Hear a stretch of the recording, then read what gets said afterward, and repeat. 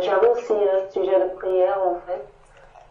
En semaine qu'on a prié, le frère vous exhortait en fait que chacun avait un rôle particulier dans l'église, en fait comme les membres du corps. Et aujourd'hui aussi, je crois, le frère qui passait aussi parler de ça. Et j'aimerais vraiment aussi compris parce que je voulais savoir vraiment quel est le rôle que Dieu m'appelle, en fait, qu'est-ce qu'il veut vraiment que je fasse, que je me focalise un peu sur ça quand je prie, en fait, qu'il me révèle. Et durant la semaine aussi, j'ai appelé une soeur, la soeur Linda, et puis je lui disais, j'avais vraiment la difficulté d'arrêter les faux cheveux, je sais pas, j'ai arrêté tous les autres facilement, mais je sais pas si je suis vraiment en train de bagarrer pour ça. Et franchement, ça me prend vraiment chaque temps. Dans la semaine, je vais plus penser à ça. Je fais qu'aller au miroir. Je fais que, je sais pas.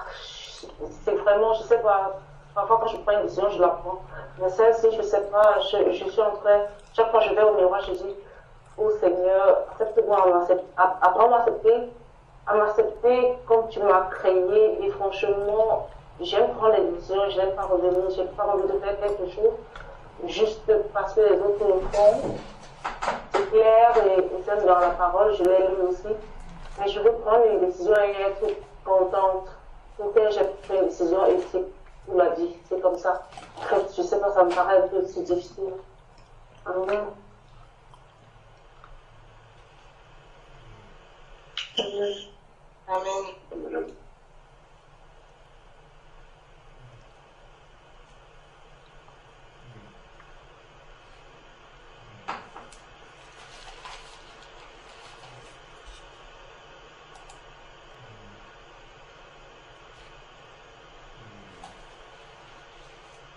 Merci mon Père éternel. Tu nous donnes encore l'occasion de te prier, de t'approcher, Seigneur. Merci de nous garder vraiment dans la justice de Jésus-Christ qui nous permet, Seigneur, de voir et de vivre ta sainteté. Nous te bénissons, mon Père éternel, pour le corps de Christ, pour tous ses membres, Seigneur, pour tous tes enfants, mon Père éternel.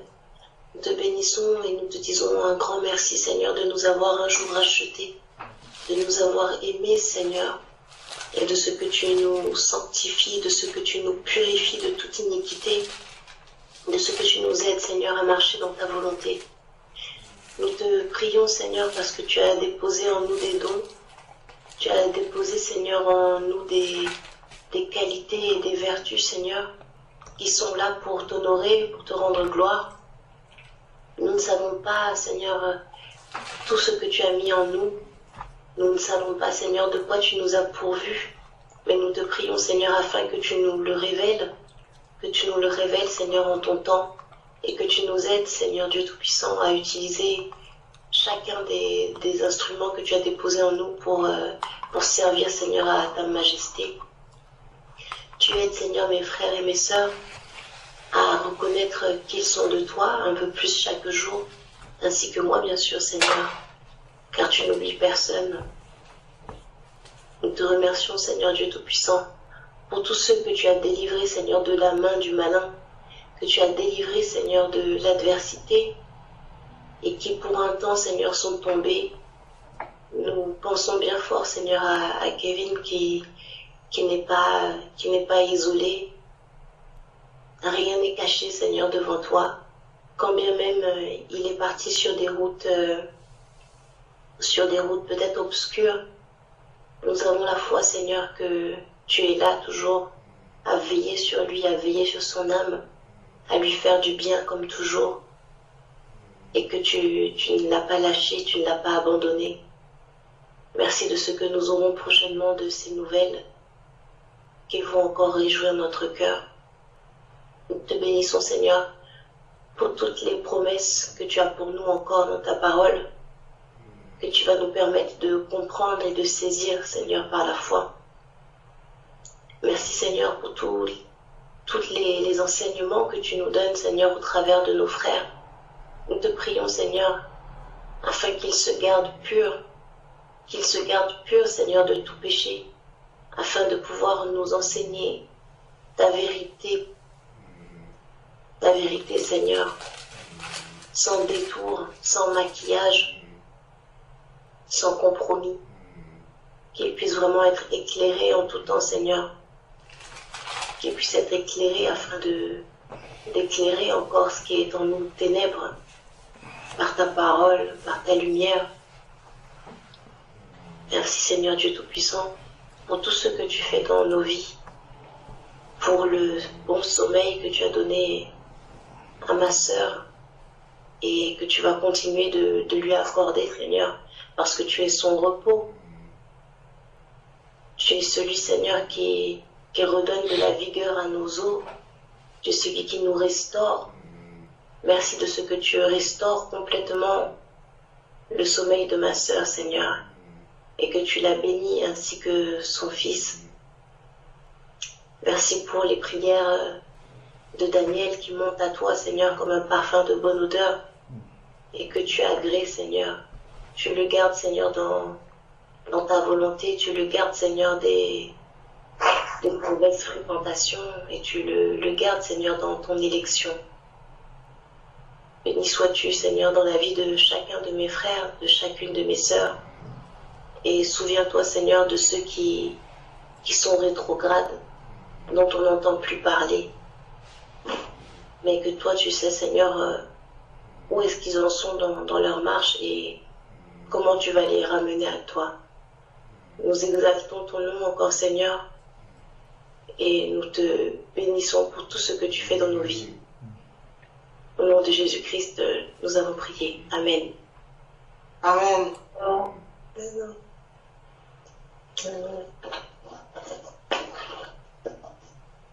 Amen. Francine, Oui, frère. pourquoi tu veux arrêter les cheveux artificiels?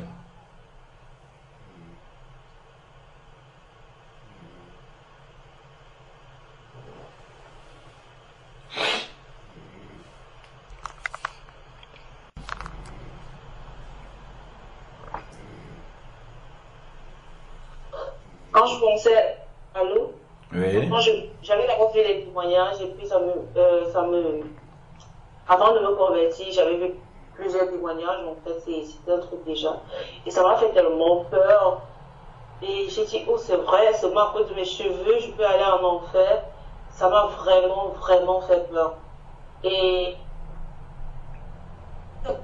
je ne sais pas, comme je suis au Seigneur, en fait, dernièrement, par vos enseignements aussi, j'ai suivi aussi vos enseignements et j'ai suivi aussi d'autres enseignements par rapport aux cheveux, aussi qui ont fait des enseignements par rapport aux cheveux. Et franchement, je disais toujours, Seigneur, je ne sais pas, je n'arrive pas vraiment. Je ne pense pas que je fais du mal avec tressant les cheveux et ça a été vraiment, en fait, c'est difficile pour moi, en fait. Mais j'ai demandé au Seigneur, okay, si c'est ta volonté, en fait, dis-moi, vraiment, fais-moi savoir. Et avant vraiment que je me convertisse, il y a deux mamans chrétiennes dans l'école de Daniel, elles ne se tressent pas, ne portent pas de pantalon aussi. Et elles m'avaient aussi vraiment marqué. Et je leur ai dit, chrétienne, c'est pour ça qu'elles le font. Et puis, je leur ai posé la question, est-ce que vous avez tressé? Ils ont dit oui, ils sont tressés un jour, mais après, ils sont arrêtés.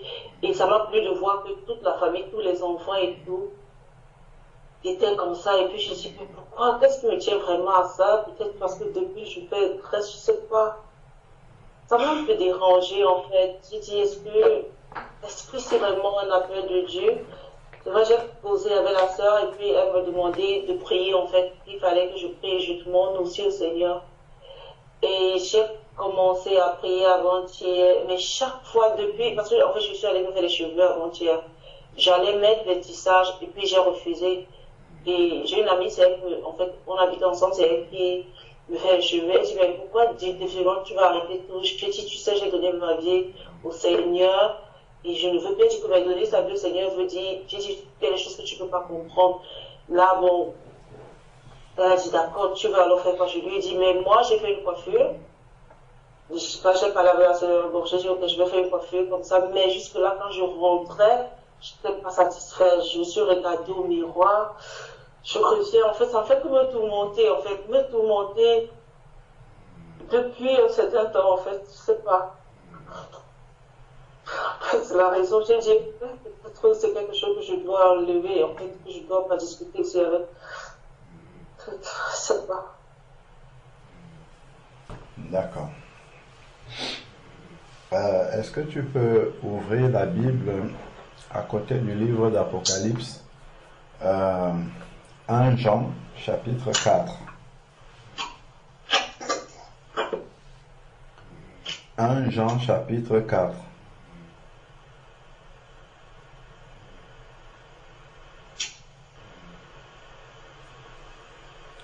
Jean, chapitre 4.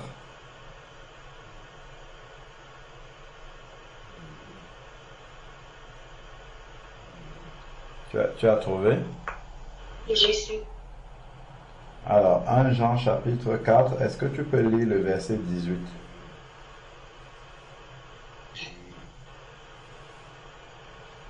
Verset 18.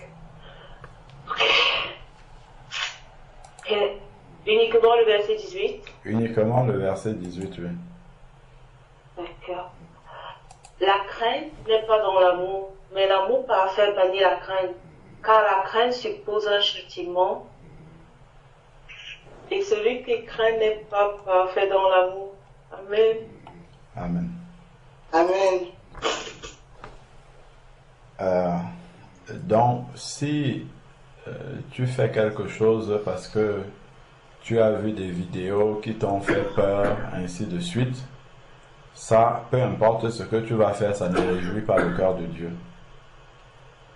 Parce que le Seigneur, nous sommes dans une relation d'époux avec l'épouse. Donc, si mon épouse fait quelque chose parce qu'elle a peur de moi, parce qu'elle me craint au sens du châtiment, en fait, ça n'a pas une valeur dans l'amour. Donc, tout ce que nous faisons doit être dans le but de réjouir le cœur de Dieu et non pas parce qu'on a peur de Dieu. Dieu n'est pas un Dieu de terreur. C'est un Dieu saint, mais ce n'est pas un Dieu qui vient pour terroriser ses enfants. Donc, déjà, si on part sur le fait que c'est basé sur la crainte, ça c'est déjà un premier problème qu'il faut que tu traites. Donc, ensuite, maintenant, allons dans 1 Corinthiens, chapitre 6. 1 Corinthiens, chapitre 6. 1 Corinthiens, chapitre 6.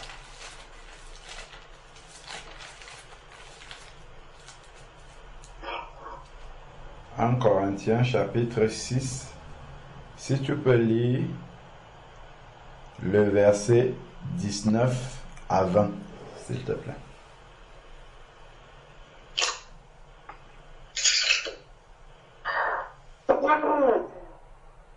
Ne savez-vous pas que votre corps est le temple du Saint-Esprit qui est en vous, que vous avez reçu de Dieu et que vous ne vous appartenez point à vous-même, car vous avez été rachetés à un grand prix. Glorifiez donc Dieu dans votre corps et dans votre esprit qui appartient à Dieu. Amen. Donc, ça, il faut prier par rapport à ces versets-là, que le Seigneur puisse te révéler ce que ça signifie. Ce que tu es devenu en devenant enfant de Dieu, c'est que ton corps, le corps que Dieu a créé, est devenu le temple de son habitation. Donc Dieu habite désormais en toi. Il est devenu le temple du Saint-Esprit. Donc Dieu habite en toi. C'est ce qui est écrit là. Et c'est écrit, est-ce que tu peux lire la dernière phrase qui vient après le « et » du verset 19? Le verset 19. Et que vous ne vous appartenez point à vous-même. Est-ce que tu as compris ce que ça veut dire? C'est-à-dire que désormais, en fait, tu ne t'appartiens plus à toi-même. Donc, si tu veux décider de quelque chose par rapport à ce corps-là qui est devenu le temple du Saint-Esprit, je crois que la tête fait partie du corps, tu ne dois plus rechercher ce que tu désires toi, mais tu dois demander à Dieu ce qu'il désire lui pour ce temple-là. C'est pour ça que c'est écrit ici que tu ne t'appartiens plus toi-même. Et ça, c'est la question qu'on pose à quelqu'un avant de la plonger dans les eaux du baptême. On lui demande, est-ce que tu acceptes Jésus-Christ comme ton Seigneur? C'est-à-dire que désormais, tu prends l'engagement de lui soumettre ta volonté. Donc, même dans les cas où ça ne va pas t'arranger, mais tu décides de lui soumettre ta volonté en ce sens que tu lui fais entièrement confiance que toute ta volonté, toute sa volonté qu'il va te révéler est bonne pour toi. Et donc, c'est écrit ici là que vous ne vous appartenez plus à vous-même. Donc, quand quelque chose concerne mon corps ne m'appartient plus. Je dois demander à Dieu qu'est-ce qui est bon pour ce corps-là. Et ça, c'est indépendamment de moi. Je ne dois plus me demander qu'est-ce que moi j'en pense, qu'est-ce que ça va faire sur moi. Je dois demander à Dieu, Seigneur, qu'est-ce que toi tu penses de mon corps? Comment est-ce que mon corps doit se présenter?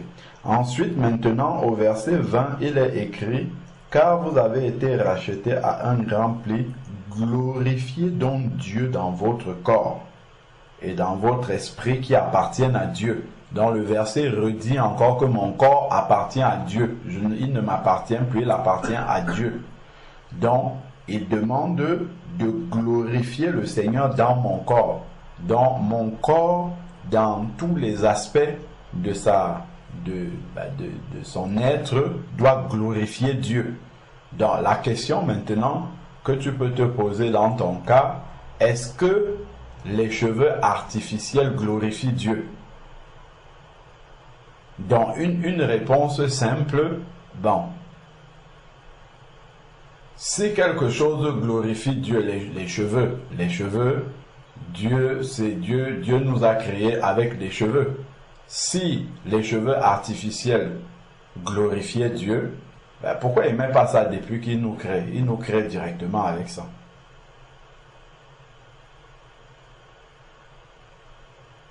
Pourquoi il ne nous crée pas directement avec les cheveux qui correspondent? Donc, ça, c'est une première question. Est-ce que j'ai vraiment besoin de corriger Dieu dans ce qu'il a fait, dans sa souveraineté telle qu'il m'a créé? Il m'a créé avec les cheveux d'une certaine taille qui me permettent de faire sur ma tête ce qui glorifie Dieu. Si je vais chercher autre chose pour ajouter sur ce que Dieu lui l'a créé, est-ce que je ne suis pas en train de dire à Dieu, Seigneur, tu aurais dû me créer avec des cheveux beaucoup plus longs, avec des cheveux ainsi, plutôt comme ceci? Est-ce que ce n'est pas ça le message que je suis en train de renvoyer à Dieu? Parce que Dieu a fait, je ne sais pas moi, des femmes d'un certain pays, peut-être des Indiennes, avec de longs cheveux.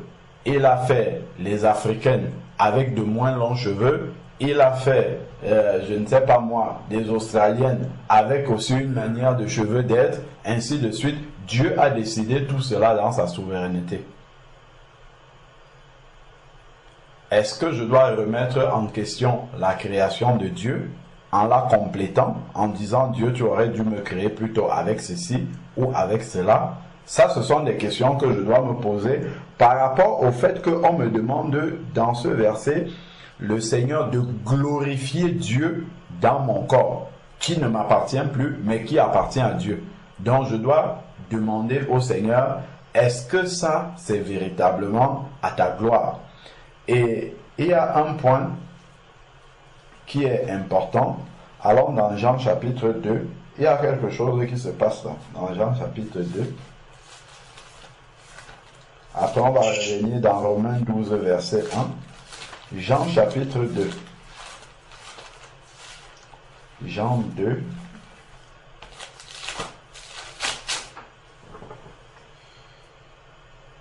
À partir du verset 13.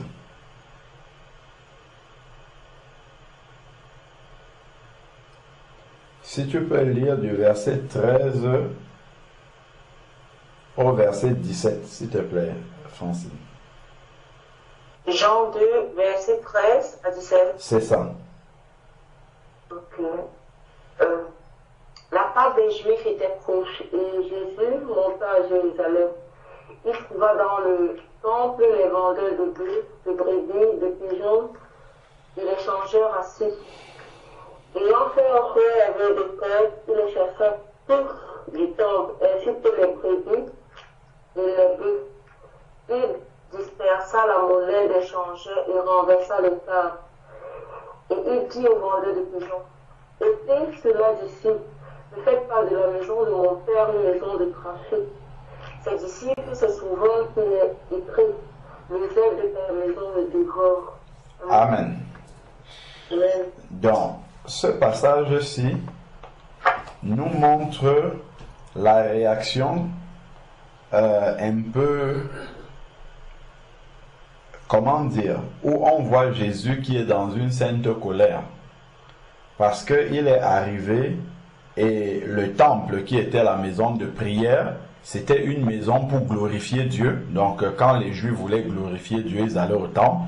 Quand ils voulaient offrir des sacrifices, donc rendre un culte à Dieu, ils allaient dans ce temple-là. Et on voit que Jésus arrive ici, il trouve qu'on a ramené dans le temple des choses qui ne sont pas censées être là-bas. Et ils ont commencé à faire du commerce. Et Jésus a pris un fouet pour fouetter, donc pour enlever du temple ce qui ne doit pas l'être. Et ça, c'est un des rares passages où on voit Jésus dans une certaine colère. Donc on comprend en fait en lisant ça que ça c'est le temple physique et c'est l'ombre de ce qui vient après, qui est en Christ, le temple spirituel que nos corps sont devenus. Donc on voit que le Seigneur, quand dans le temple physique il a vu des choses qui ne le glorifiaient pas, qui ne glorifiaient pas son Père, il a fait un fouet pour enlever ces choses-là. Il n'a pas laissé ça sur le temple. Parce que, avec le commerce des bœufs, des brebis, de tout ce que les changeurs qui sont là, la maison de Dieu ne glorifiait plus le Seigneur. Donc le Seigneur a enlevé ces choses-là qui ne viennent pas de lui. Dans le temple spirituel, que nos corps sont, c'est la même chose. Si quelque chose n'est pas à la base, c'est-à-dire que si quelque chose n'a pas été prévu par Dieu dans sa création pour participer à son culte, pour le glorifier dans le culte qu'on lui rend, là dans le temple physique, il fallait le mettre de côté. Donc maintenant, est-ce que les faux cheveux ont été créés par Dieu? Première question. Et est-ce que les faux cheveux, maintenant, peuvent participer à un culte qui glorifie le Seigneur dans notre corps? Est-ce que ça, c'est possible, Francine?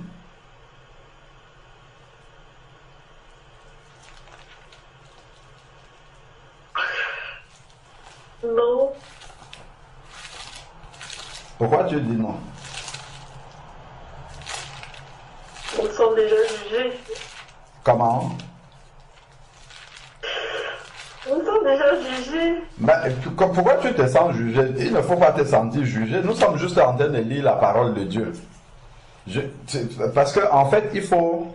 quand on fait quelque chose, il faut comprendre. C'est important. Sinon, en fait, ça sera superficiel. C'est-à-dire que tu vas faire par crainte, tu vas faire parce que tu as vu faire.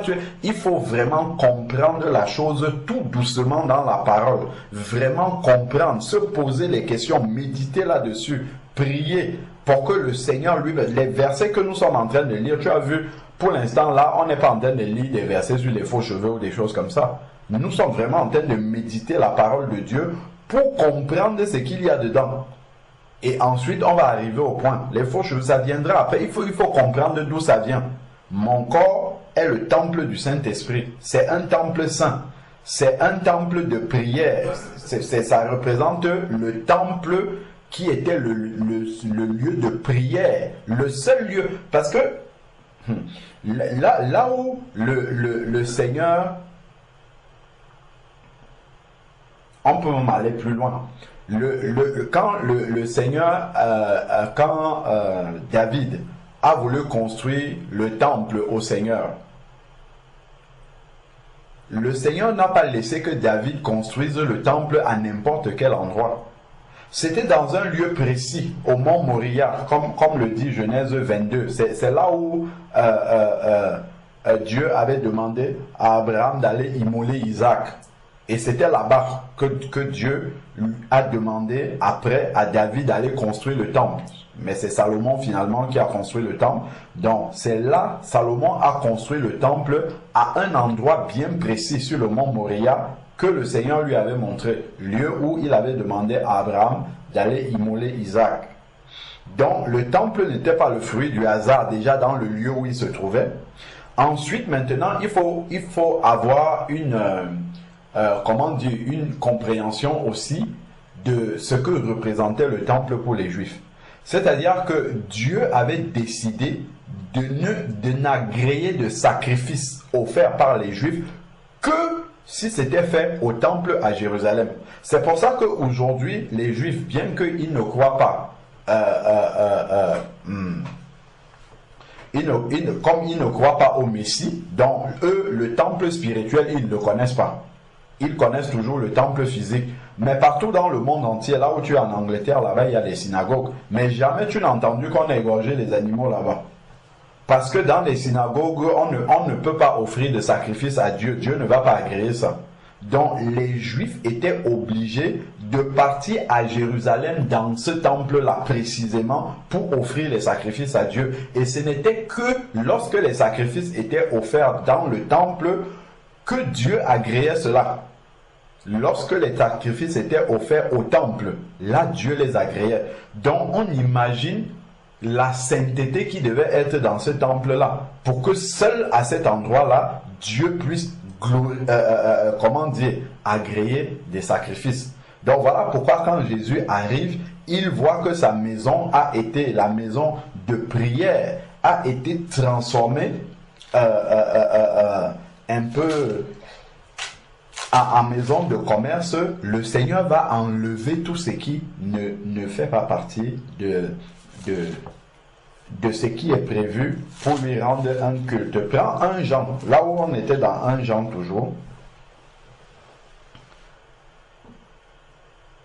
1 Jean.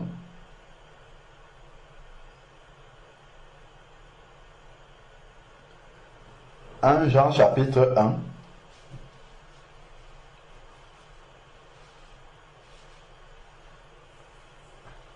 Parce que en fait, quand on considère la question du temple spirituel que nous sommes, comme on a compris déjà que le temple de notre corps ne nous appartient plus, il appartient à Dieu, comme on a lu dans 1 Corinthiens chapitre 6 verset 20. Donc quand on se pose des questions concernant notre temple, on doit interroger Dieu, c'est-à-dire on interroge sa parole, on cherche à comprendre ce que lui dit. Je ne dois pas voir par rapport à est-ce que ça va m'embellir, est-ce que ça va m'enlaidir, est-ce que ça va... Non, je dois poser la question au Seigneur. Là, tu dis que c'est le temple de ton corps. Maintenant, je veux voir ce que tu dis de ce temple-là. C'est pour ça que nous sommes en train d'examiner la parole de Dieu plutôt, pour chercher à comprendre. Ensuite, maintenant, dans 1 Jean, chapitre 1, est-ce que tu peux lire le verset 5? 1 Jean, chapitre 1, verset 5. La nouvelle que nous avons apprise de lui et que nous vous annonçons, c'est que Dieu est lumière et qu'il n'y a point en lui de ténèbres. Amen. Dieu est lumière et il n'y a point en lui de ténèbres. Donc là, on parle du temple de Dieu. Donc, le lieu d'habitation du Seigneur, c'est le temple du Saint-Esprit, la maison de Dieu, notre corps. Et on nous dit qu'il n'y a point de ténèbres. Simplement dans l'expression même, faux cheveux. Est-ce que le mot faux rime avec lumière?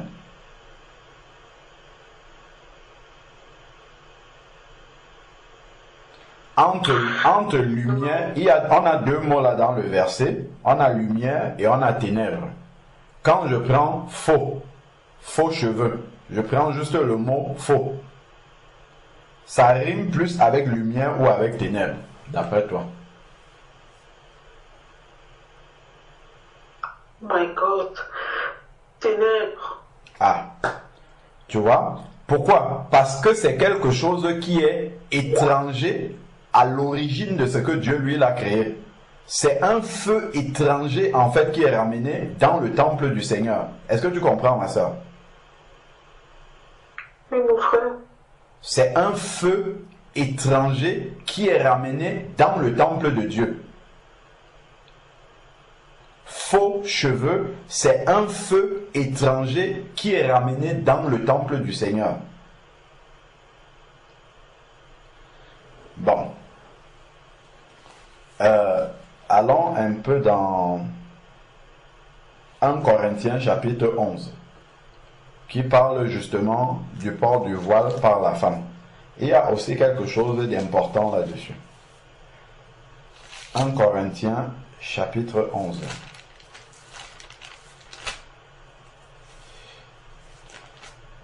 Allons-y, ma soeur. Le Seigneur t'aime, hein? Il t'aime beaucoup. Laisse simplement le Seigneur te conduire, te guider, ouvre ton cœur et fais confiance à Dieu que Dieu t'aime et ce qu'il veut de toi ne peut être que la meilleure chose qui est bien pour toi. Parce que nous-mêmes, nous ne savons pas ce qui est bon pour nous. Nous pouvons croire que quelque chose est bon pour nous, alors qu'en réalité, on est voilé sur la profondeur de ce qu'il y a derrière ce que nous désirons. Et Dieu, comme il nous aime, il prend patience parce qu'on n'a pas compris, on ne sait pas ce qu'il y a derrière. Mais à un moment donné, son amour est tellement fort pour nous qu'il va nous amener à comprendre vraiment dans la profondeur ce qu'il y a. Je t'assure, ma soeur, peut-être un jour, si on a l'occasion, je te montrerai quelques vidéos de moi par rapport à la danse. J'aimais tellement danser, la musique du monde. J'avais des CD, des centaines et des centaines de CD. J'ai des sacoches vides encore ici. Non seulement je les avais pour moi, je les gravais pour distribuer à des personnes, souvent dans des fêtes d'amis et tout ça, je faisais le DJ et tout. Quand je me suis converti, j'allais encore en boîte de nuit. Après, le Seigneur m'a conduit à arrêter, j'ai arrêté, mais dans les fêtes, les mariages, tout ça, je dansais, ainsi de suite. Un jour, je suis arrivé dans un mariage, dans la famille. Peut-être la première année ou oui, peut-être un an, comme ça, après ma conversion. Il y a une musique qu'on a mis, une musique, elle était tellement rythmée que en fait, lorsque on dansait là-dessus, on disait qu'il est endiablé. Il danse de manière endiablée. Et ça, en fait, c'est des mots qu'on prononçait comme ça, mais quand tu n'es pas né de nouveau, tu n'as pas le langage de Dieu, tu ne comprends pas ce qu'il y a là derrière. Donc, ce jour-là, je suis arrivé au mariage, on a mis cette musique-là, je voulais me lever et me déchaîner sur la piste comme d'habitude. Au moment où j'ai voulu partir, c'est comme s'il y avait un imam qui a retenu mon pantalon sur la chaise où j'étais. Je suis resté, je me suis assis, je suis resté tranquille. Ce morceau-là est passé du début jusqu'à la fin. Ce jour-là, jusqu'aujourd'hui, ça doit faire 8 ou 10 ans, je n'ai plus jamais dansé sur la musique du monde. Plus jamais de la vie. Plus jamais. C'était une... Pourquoi il faut d'abord, j'ai des vidéos, il faut voir d'abord comment, ce qu'était la danse pour moi. Ce qu'était la musique pour moi. Je suis rentré un jour, j'ai commencé à rassembler les CD libres, à me demander qu'est-ce que tu fais. Je lui dis j'amène ça à la poubelle. Plus de 500 CD à la poubelle directement. J'avais des gigas et des gigas de musique supprimés sur mon ordinateur. Je n'ai jamais regretté ça. Ça fait plus de 7, 8 ans, presque 10 ans. Terminé. Mais ça, ce n'est pas quelqu'un qui m'a dit de faire ça. Quelqu'un ne m'a pas dit. C'est pour ça que j'exhorte toujours les bien-aimés à se laisser transformer par l'Esprit de Dieu. Si c'est l'Esprit de Dieu qui te délivre de quelque chose en profondeur, plus jamais tu ne vas revenir là-dessus. Ce n'est pas une décision qu'on essaye de faire avec ses propres forces. Je prends la décision aujourd'hui, mais mon cœur saigne parce que dans mon cœur, il y a encore une convoitise qui est attachée à ça. Parce que tout ce à quoi on s'attache extérieurement, en réalité, ne fait que refléter à l'extérieur une convoitise qui est dans notre cœur. Et ce que Dieu, lui, veut, c'est déraciner la convoitise elle-même dans notre cœur. Une fois que la convoitise est déracinée, mais la chose que je convoitais devient à mes yeux comme de la boue. Mais si la convoitise n'est pas déracinée dans mon cœur, je vais enlever la chose comme ça sur ma tête pour parler des cheveux ou autre chose. Mais comme ce n'est pas de la boue pour moi, demain je vais reprendre pour mettre. Mais si Dieu a enlevé la convoitise elle-même au plus profond de mon cœur, la chose qui était convoitée devient de la boue pour moi. Donc, quand Dieu lui fait ce travail-là, c'est un travail qui se fait en profondeur. C'est pour ça qu'il ne faut pas courir, voir que l'autre a fait ça, j'essaye de faire. Il faut juste être honnête devant le Seigneur et dire, Seigneur, me voici, je suis le temple de ton esprit.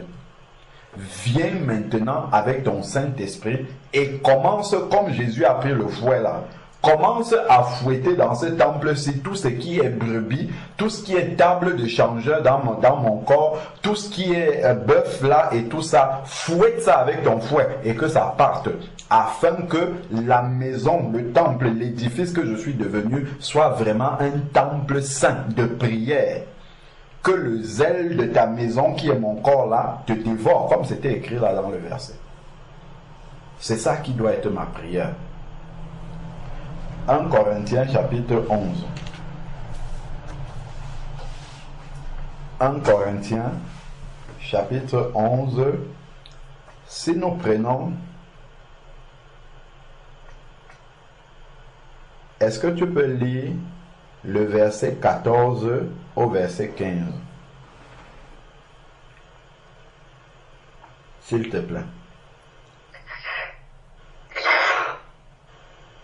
La nature elle-même ne vous enseigne-t-elle pas que c'est une honte pour l'homme de porter de longs cheveux, mais c'est que c'est une gloire pour la femme d'en porter, parce que la chevelure lui est donnée comme voile. Amen. Donc, ce verset nous dit que c'est une gloire pour la femme de porter des cheveux. Donc, Dieu a donné la chevelure à la femme comme une gloire. Et c'est même d'ailleurs pour ça que le Seigneur demande aux sœurs de se voiler la tête lorsqu'elles viennent dans sa présence. Pourquoi? Parce que leur cheveu est une gloire que l'Éternel leur a donnée.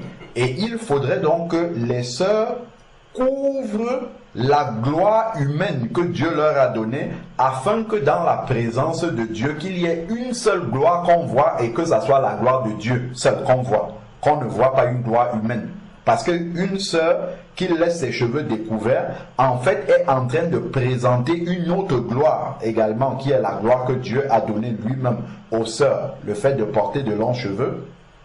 Donc, la gloire humaine que les sœurs portent serait en concurrence avec la gloire de Dieu. A contrario, l'homme Et au verset 7, l'homme ne doit pas se voiler puisqu'il est l'image et la gloire de Dieu. Donc, l'homme, lui, il ne doit pas mettre une casquette ou un bonnet sur sa tête parce qu'il est l'image de la gloire de Dieu. Donc, s'il couvre sa tête, en fait, il va cacher la gloire de Dieu. Il va cacher la gloire de Dieu alors que la gloire de Dieu doit être vue. Lorsque les enfants de Dieu se réunissent, seule la gloire de Dieu doit être vue. Donc l'homme, lui, doit montrer la gloire de Dieu en découvrant sa tête. Et par contre, la sœur doit cacher la gloire de l'homme, la gloire humaine qui est sur sa tête, représentée par ses cheveux. C'est pour ça que Dieu demande aux sœurs de couvrir leurs cheveux. Maintenant, ma sœur, la chevelure a été donnée à la femme comme étant une gloire. Hein? C'est ce qui est écrit ici, verset 15. Mais c'est une gloire pour la femme d'emporter, donc de porter des cheveux longs. C'est une gloire que Dieu lui a donnée. La question que je vais te poser, est-ce que tu penses qu'on peut améliorer la gloire de Dieu? Une gloire que Dieu donne. Est-ce qu'on peut améliorer cette gloire-là? Est-ce qu'on peut la rendre encore plus glorieuse que celle que Dieu lui-même a donnée? La chevelure est déjà une gloire. C'est-à-dire, c'est la chevelure que Dieu lui l'a donnée.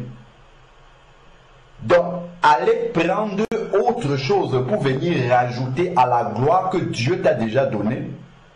Je ne sais pas si tu vois un peu ce que ça veut dire. C'est-à-dire qu'on va améliorer la gloire de Dieu. On va essayer de la rendre encore plus glorieuse en venant ramener du feu étranger dans la gloire du Seigneur. Est-ce que tu vois un peu ce que ça veut dire?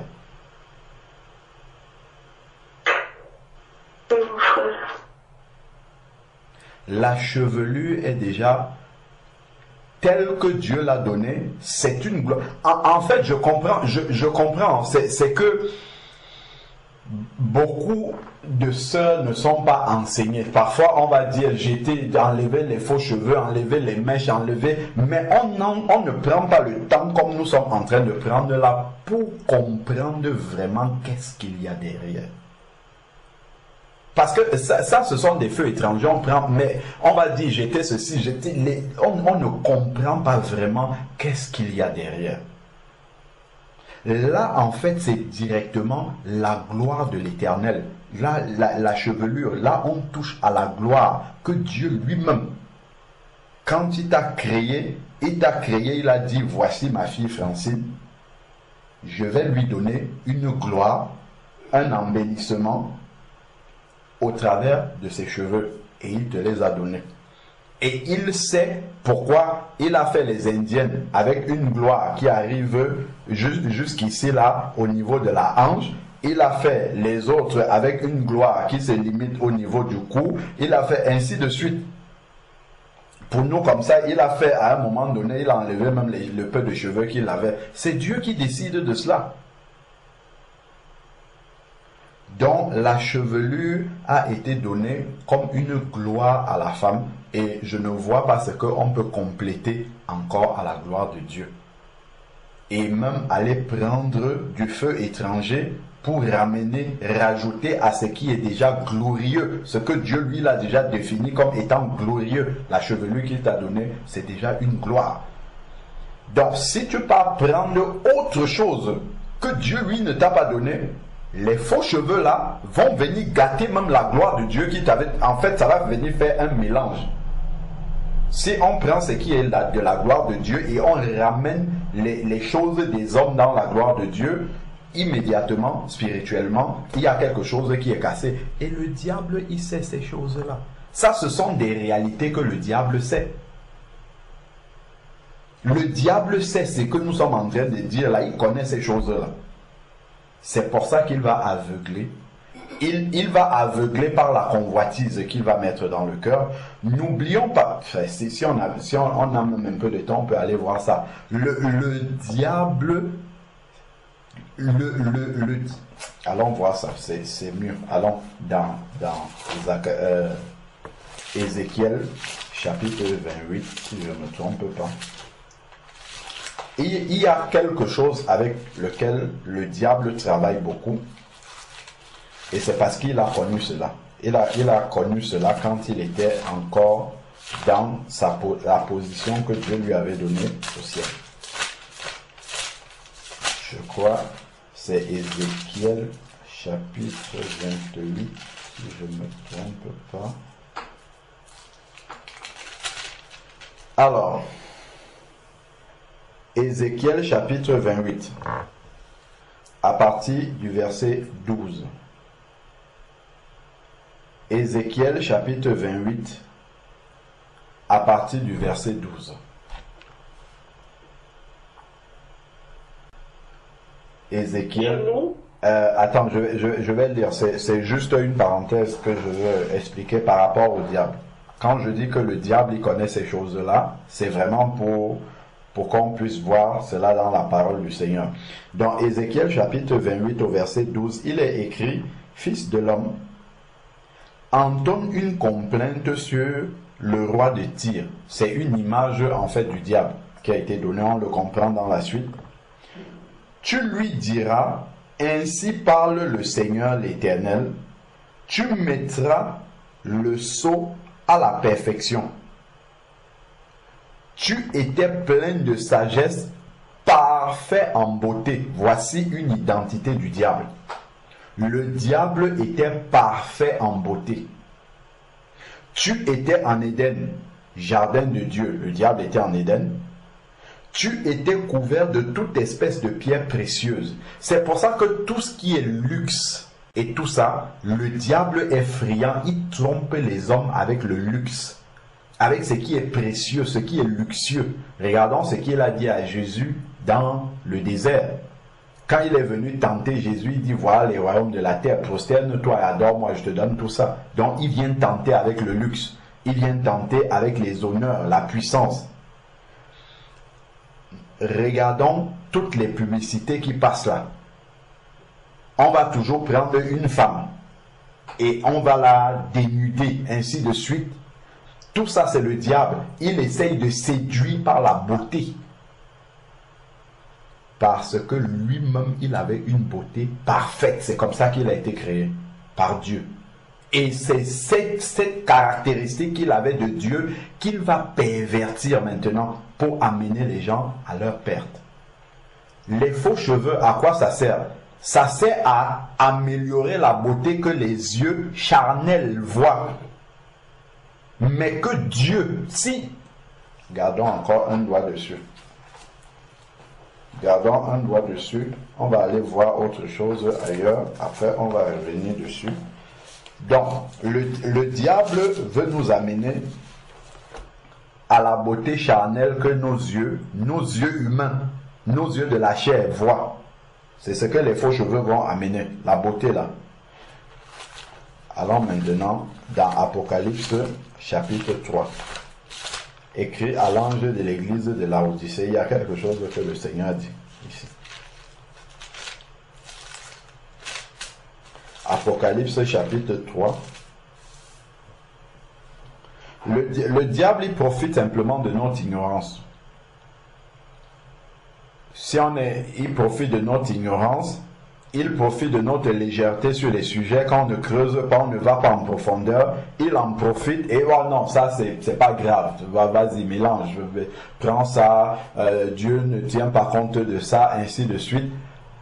Mais quand on commence à s'arrêter sur 1 Corinthiens 15, quand on voit que la chevelure est liée à la gloire de Dieu, c'est une gloire déjà que Dieu a donnée, que lui-même il a décidé, il a choisi comme étant une gloire, on commence à comprendre que ce n'est pas anodin. Il y a vraiment quelque chose derrière qui peut profondément irriter le cœur de Dieu par rapport au fait de venir essayer d'améliorer la gloire qu'il nous a donnée. Il y a quelque chose qui est...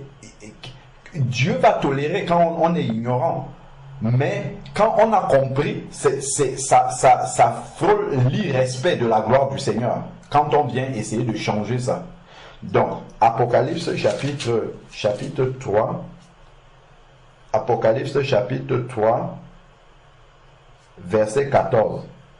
Il est écrit à l'ange de l'église de Laodicée, voici, ce que dit l'Amen, le témoin fidèle, le véritable, l'auteur de la création. Je connais tes œuvres, tu n'es ni froid ni bouillant. Si seulement tu étais froid ou bouillant, ainsi parce que tu es tiède et que tu n'es ni froid ni bouillant, je vais te vomir de ma bouche.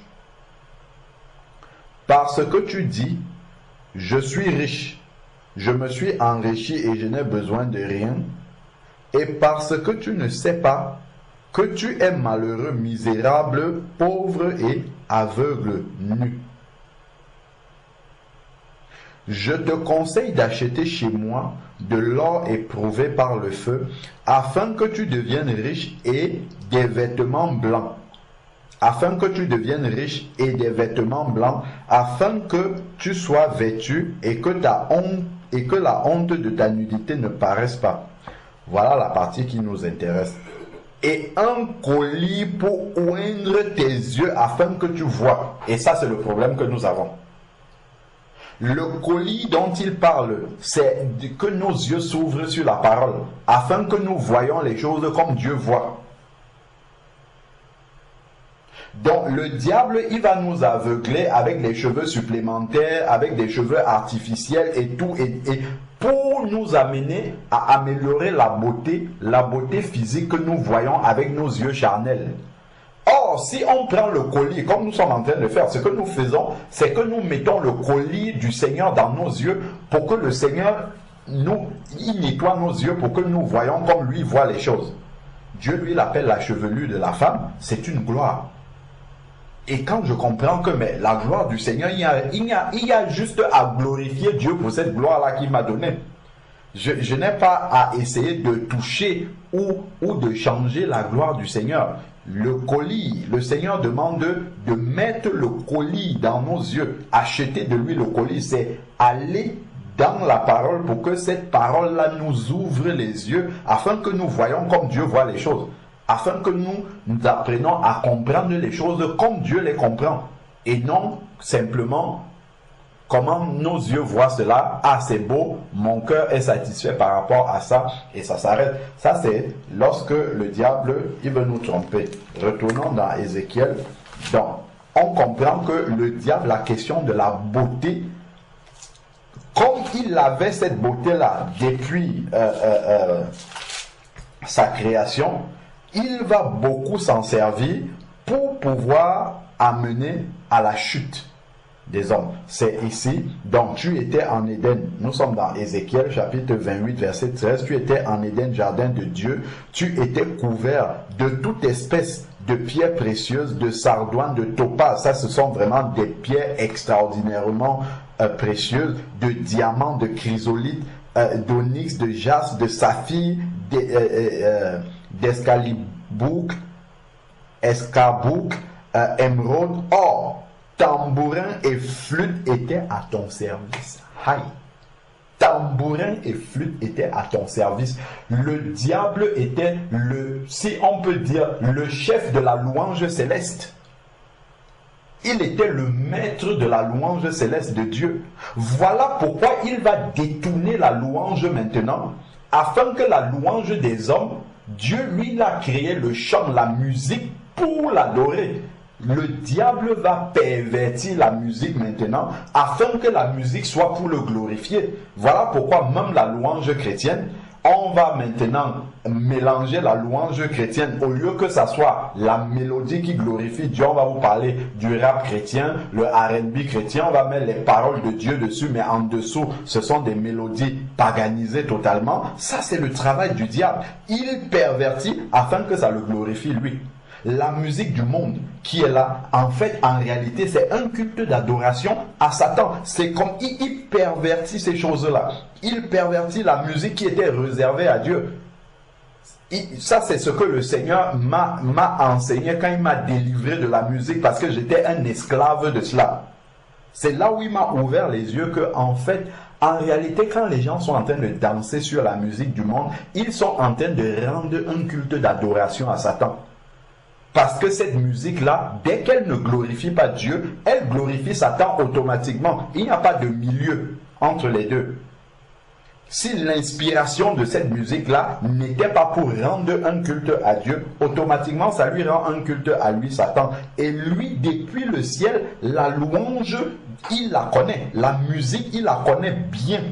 Parce qu'il avait des tambourins, des flûtes à son service, donc il a changé le destinataire à qui cette louange-là doit être adressée. N'oublions pas qu'il a dit à Jésus, prosterne-toi et adore-moi. Je te donnerai les royaumes que tu vois là. Jésus lui a dit, tu adoreras le Seigneur ton Dieu et tu le serviras lui seul. Là, nous sommes en train de voir un peu quelques séductions que nous voyons là dans le monde que le diable utilise, la beauté, le luxe, la musique, là maintenant. Verset 14, tu étais un chérubin protecteur aux ailes déployées, tu étais placé sur la montagne sainte de Dieu. Ça nous confirme que là on parle vraiment du diable. Tu te promenais au milieu des pierres ardentes. Et tu as été intègre dans tes voies. Le Satan n'a pas toujours été Satan comme il est là.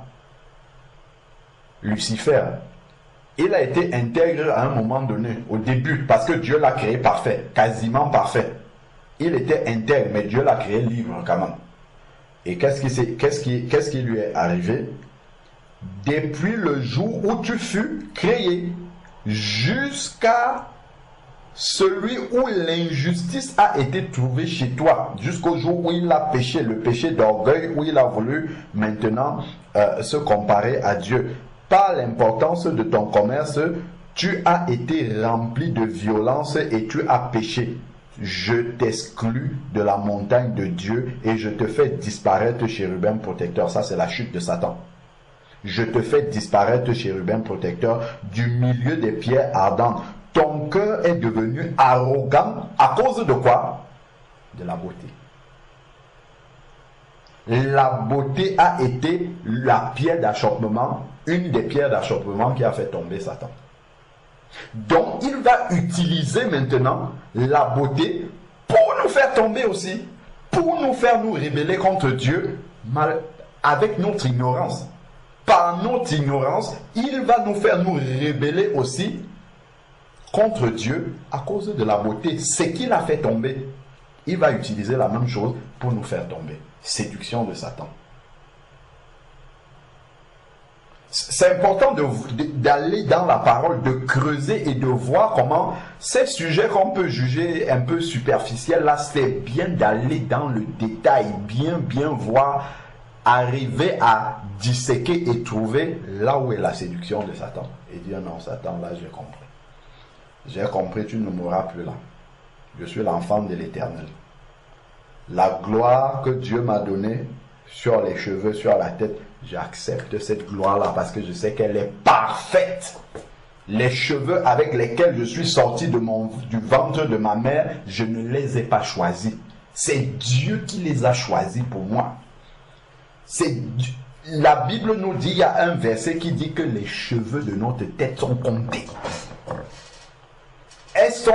Les cheveux de notre tête sont comptés par le Créateur. Quand il dit qu'aucun cheveu de notre tête ne va tomber, je crois que c'est dans Matthieu 10. Si quelqu'un connaît le verset, s'il peut nous le donner.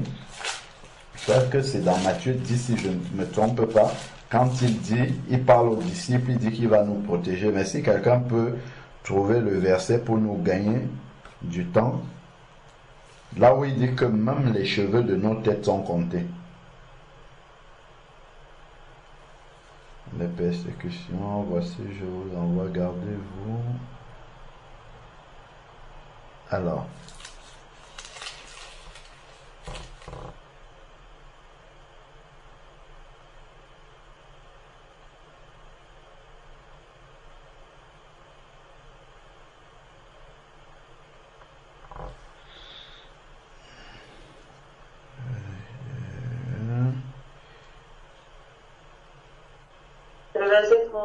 Le verset 30. Merci beaucoup.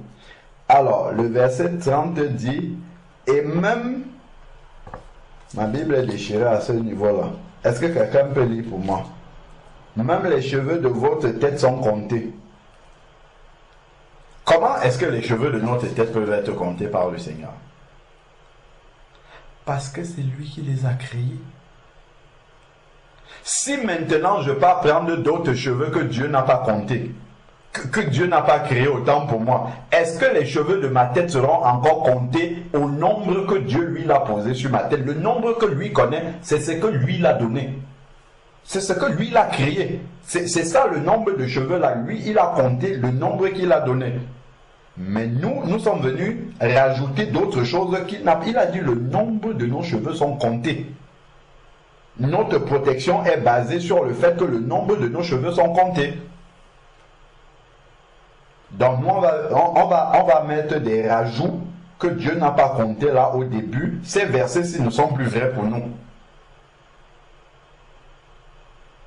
Donc c'est important vraiment de réaliser que Dieu est un Dieu parfait et il sait bien, il ne peut pas se tromper. S'il dit qu'il nous a donné une gloire, cette gloire-là est déjà parfaite et elle ne peut pas être plus glorieuse que ce qu'elle est déjà aujourd'hui.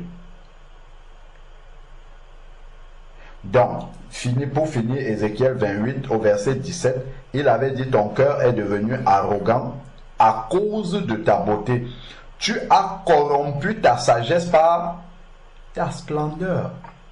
Donc on voit, il avait la sagesse de Dieu, Satan, et à cause de sa beauté, toujours, la beauté, la recherche de ce qui tape à l'œil de la chair.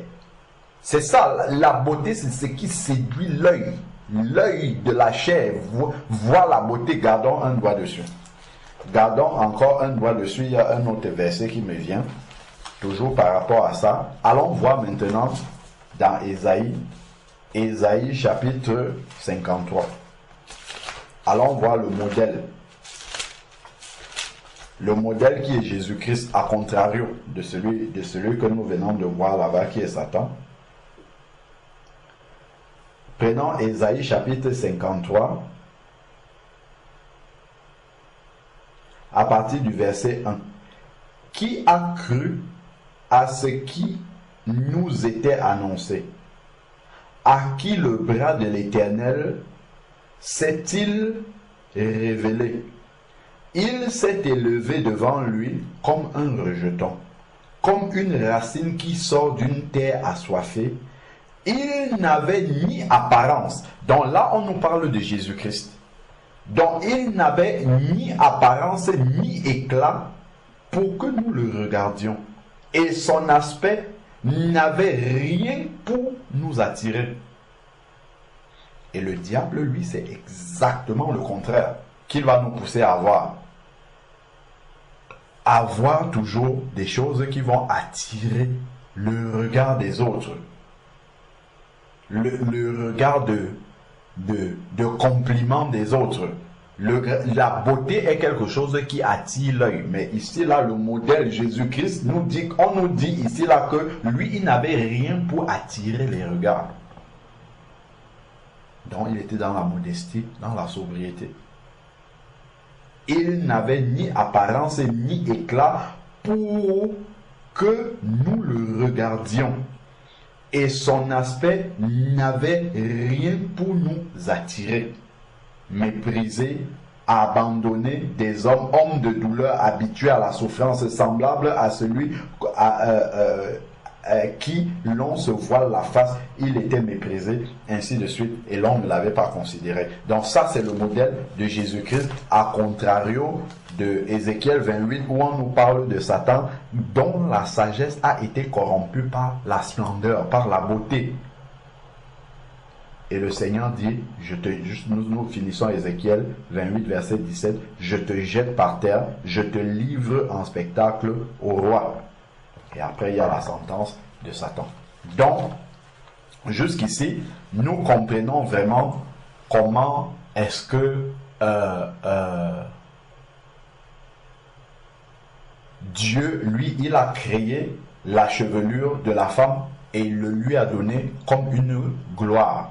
Et cette gloire-là, elle est parfaite. Et on voit comment Satan, qui connaît la vérité, vient essayer de pervertir cette gloire-là en rajoutant quelque chose qui ne vient pas de Dieu. Regardons, là tu peux lire maintenant, sœur Francine, Romains chapitre 12, verset 1. Romains 12, verset 1. Romains 12, verset 1.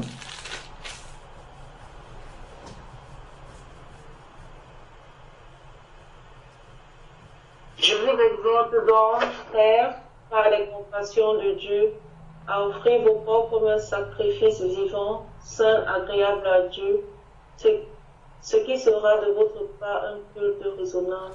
Amen. Amen. Donc, notre corps qui est devenu le temple du Saint-Esprit selon 1 Corinthiens chapitre 6 verset 19 est devenu en fait un lieu de culte. C'est-à-dire qu'on doit rendre un culte à Dieu avec notre corps.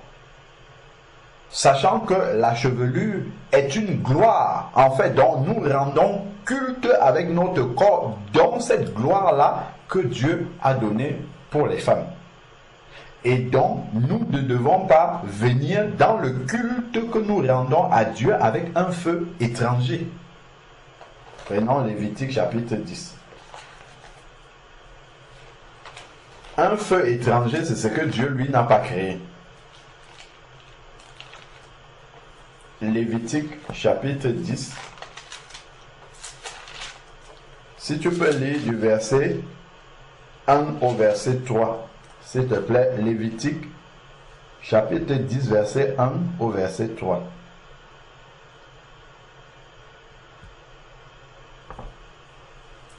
Lévitique 10, verset 1 à 3.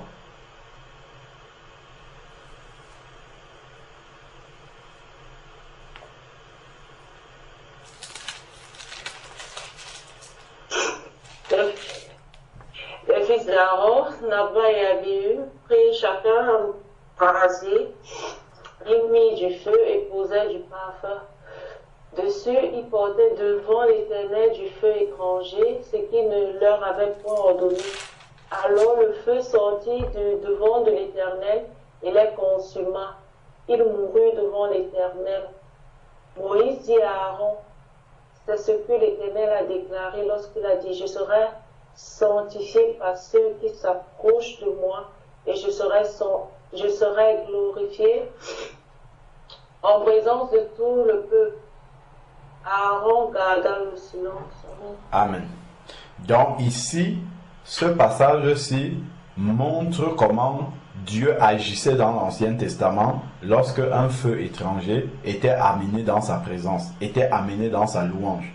Et nous savons que le corps que nous sommes est le temple du Saint-Esprit, objet de culte, comme on a vu là. Donc le corps que nous avons doit rendre un culte à Dieu. Et l'Ancien Testament, qui est l'ombre des choses à venir, nous montre dans le temple physique, ici là, lorsque un feu étranger était amené, bon là il n'y a pas encore un temple physique, mais c'est le culte qui est rendu à Dieu, et on a dit que le corps, dans Romains 12, verset 1, on doit rendre un culte raisonnable à Dieu avec notre corps. Et là, lorsqu'on ramène un feu étranger comme ça qui touche à la gloire du Seigneur, ici dans l'Ancien Testament, Dieu frappait une fois. Là, il a frappé Nadab et Abihu et ils sont partis directement. Donc on comprend que aujourd'hui on a la grâce que le sang de Jésus est là. Le Seigneur est patient à cause du sang de Jésus.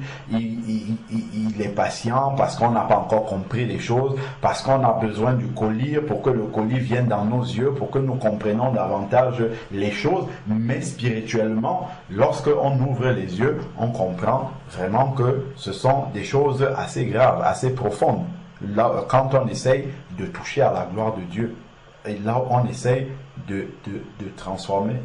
Est-ce que quelqu'un se souvient de ce verset qui dit que Dieu ne partage pas sa gloire avec un homme, ni son honneur avec des idoles?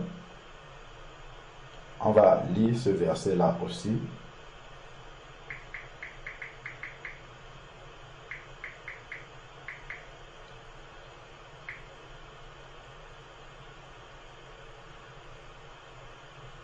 Amen, c'est Ésaïe 42, 8. Comment? C'est Ésaïe 42, 8. Merci beaucoup, ma soeur. Ésaïe chapitre 42, verset 8. Ésaïe 42. Ésaïe chapitre 42, verset 8. Ésaïe chapitre 42, verset 8.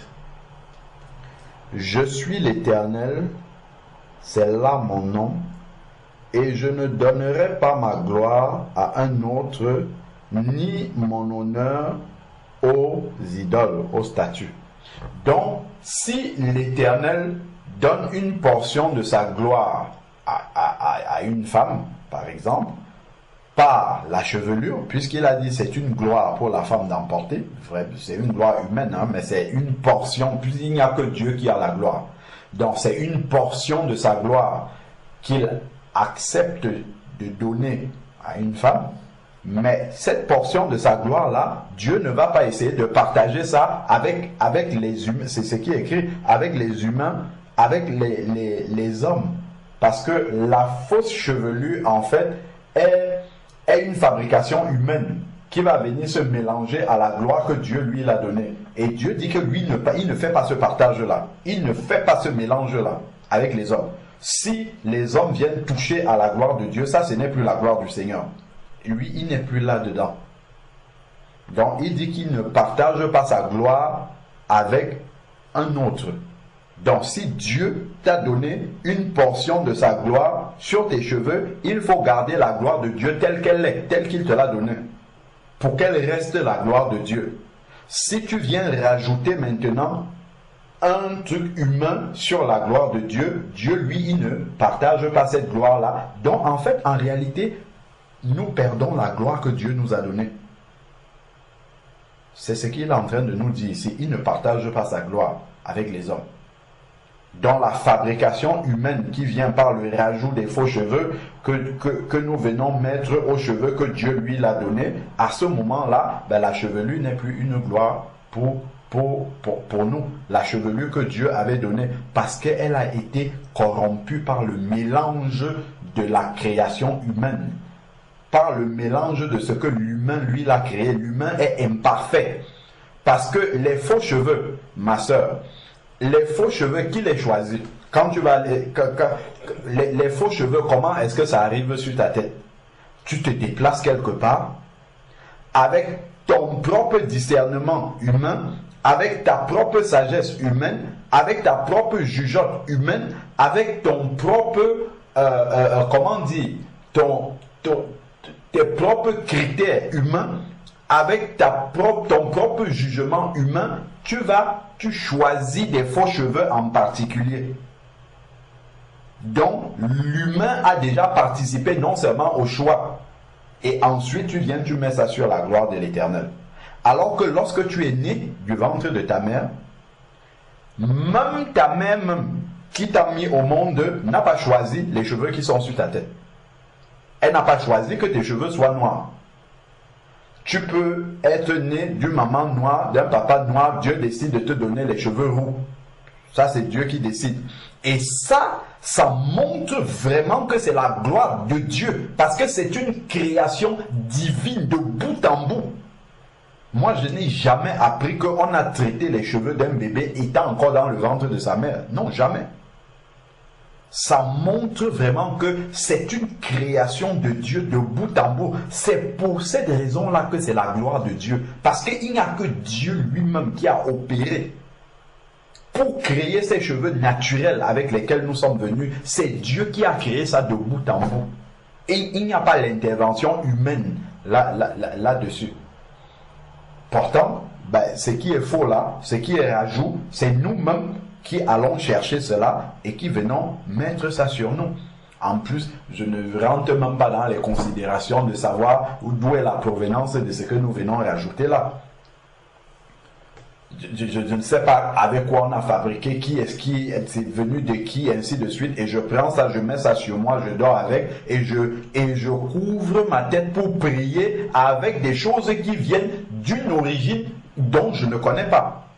Ce sont des portes que nous ouvrons. Ce sont des grandes portes, des boulevards que nous ouvrons dans notre vie spirituelle comme ça. Et ce que nous disons, le diable sait bien ça. Il va dire, non, ce n'est pas important. Ce n'est pas important, laisse tomber. Ce n'est pas grave.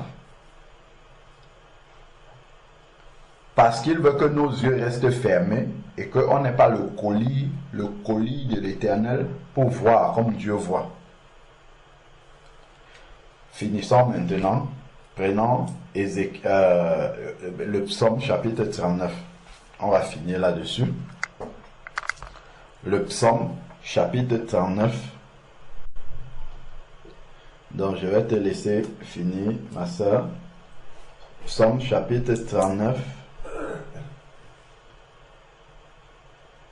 Si tu peux prendre du verset 13 au verset 16. Psaume 39, verset 13 à 16.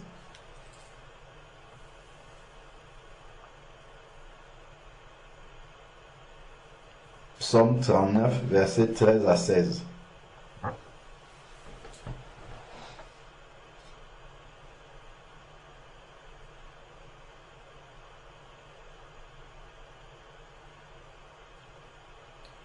Tu es avec nous, ma soeur? Oui, frère, je suis là. Alors, dans le psaume 39, du verset 13 au verset 16. Désolée, parce que j'ai la Bible en fait sur mon téléphone, je sais pas pour une raison ou autre. J'ai jusqu'au verset 14 sur moi. Je sais pas, je vais lire 13 à 14. Je sais pas pourquoi c'est ici. Peut-être ça prend le début du chapitre suivant, non? Pourtant, ça continue, ça va jusqu'à 24. C'est le psaume 139, hein? Oh, 139. Désolé. 139, 13 à 16. Ok, 139. Désolé.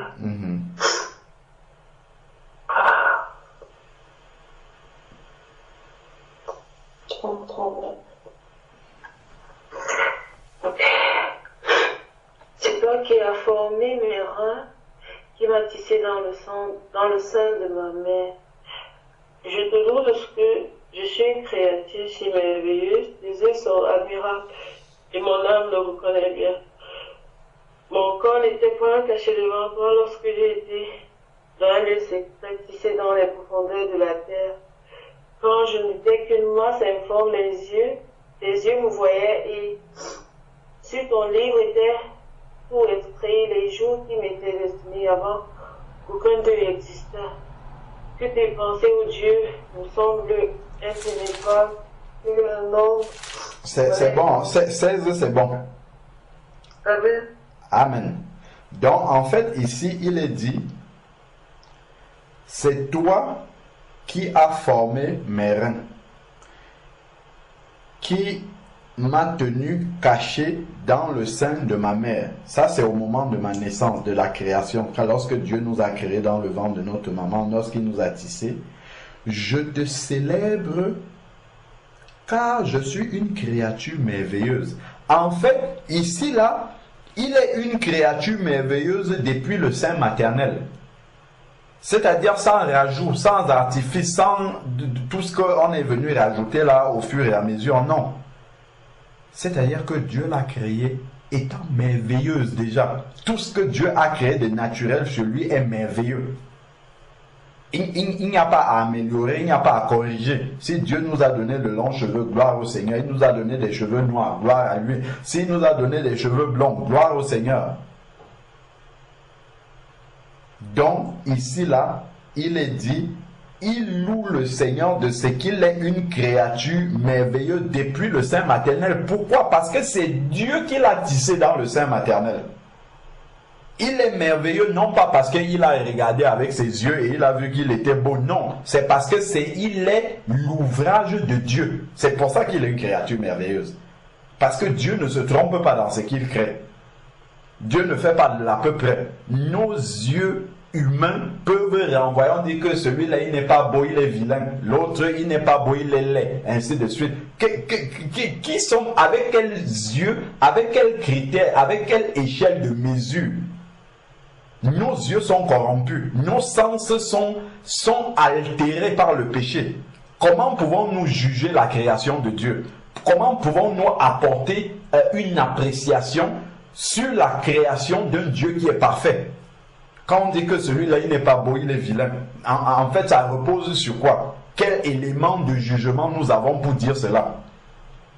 Un jugement qui est altéré, parce que nous-mêmes qui portons cette appréciation-là, nous sommes pécheurs. Notre jugement est altéré par le péché, par nos yeux qui sont charnels et qui ne voient pas selon la réalité de Dieu, qui ne voient pas selon la vérité, qui ne voient pas selon ce que Dieu voit. Ésaïe 53 nous a dit que Jésus n'avait rien pour attirer les regards charnels. Par contre, les regards spirituels couraient pour s'attacher à Jésus-Christ. Les regards spirituels étaient attirés par Jésus-Christ. Les regards spirituels allaient vers Jésus-Christ. Mais le regard charnel, quand il voyait, se détournait de lui. Il était semblable à celui devant lequel on détourne le visage. Donc, ici, là, il loue le Seigneur de ce qu'il est une créature merveilleuse depuis le ventre de sa maman, avec le naturel que Dieu lui a donné. Et il dit, tes œuvres sont merveilleuses. De quelles œuvres est-ce qu'il est en train de parler? De l'œuvre de la création de lui, de son corps là, avec tout ce qui a été tissé, tout ce que Dieu a mis de naturel en lui. C'est ça les œuvres dont il est question dans ce verset-ci. Ces œuvres-là sont merveilleuses, c'est pour ça qu'il est une créature merveilleuse. Le résultat, l'ouvrage de la création de Dieu qu'il est dans le sein maternel est une œuvre merveilleuse. Avec les cheveux naturels que Dieu nous a donnés. Donc quand on vient rajouter, on dit que c'était merveilleux, mais pas si merveilleux que ça. Mais je vais compléter un peu, je vais rajouter, je vais essayer de rendre ça encore plus merveilleux. Je ne sais pas si plus merveilleux existe en français.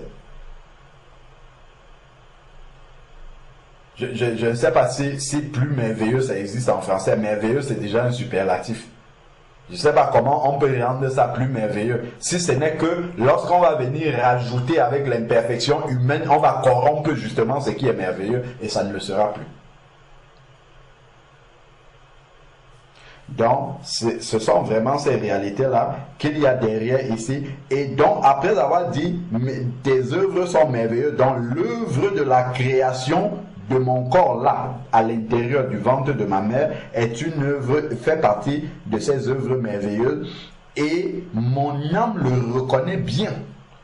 Mon âme reconnaît que je suis une œuvre merveilleuse du Seigneur. Mon âme reconnaît.